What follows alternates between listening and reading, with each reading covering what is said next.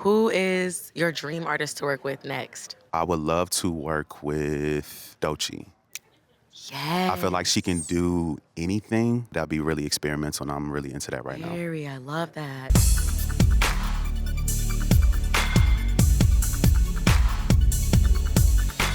We have Brick What in up? What up? the building. How you doing? How you feeling? I'm good. It's hot outside, but I'm happy to be here. It's hot outside because you're bringing the heat. Absolutely. Okay. All the way to LA. We know that you've been on the road. And what exactly were you doing on the road? And who were you working with?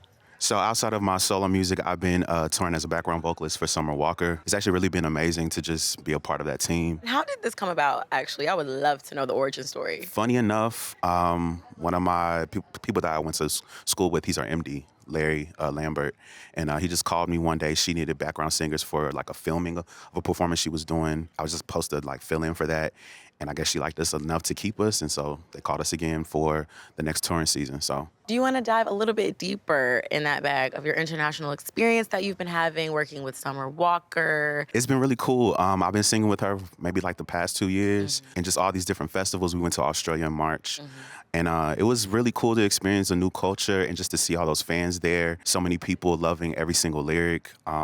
It's a really magical experience. It allows me to dream even more about what I want in my future.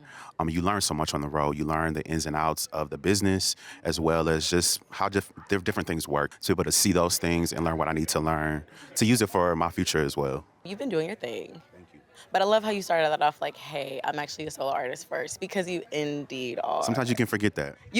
And we never could, because we're going to get right into that drop that you did. Thank you. That was fire. Please tell the people what they need to be downloading right now to be listening to you. So, In the Most Beautiful Way, Part 1 is on all streaming platforms right now under BRK, Break.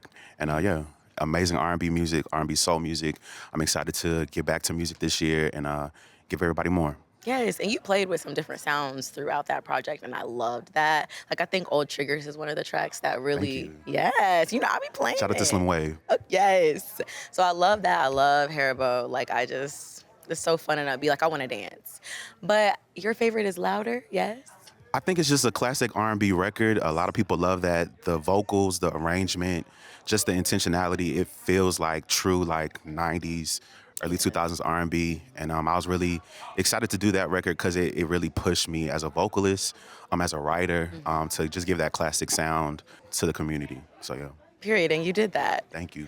Do you want to talk about what type of space you were in when you were creating that album? Yours sounds like a very peaceful space. Honestly, post-pandemic, I was just more focused on just getting back to music. It was kind of hard of a journey, just writing again, producing again. And I just wanted to strive to just finish something, to just put it out there. And I always come from my heart either way. I always tell my stories and be vulnerable. And so that's my only intent. Of course, I wanted to dance more, which is why you get those records like Haribo and all those other records.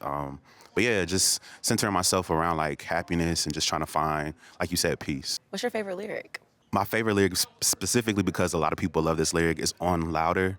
When I say, been bleaching red flags white. Because sometimes we do that. Sometimes we kind of like ignore the red flags. It was just another way to say that.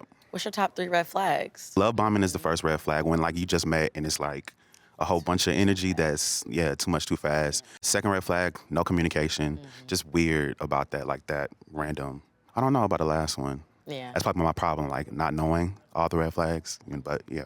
Any last things you want to let us know about what you have coming up next, what we should be keeping our eye and ears out for? Just more music, more music.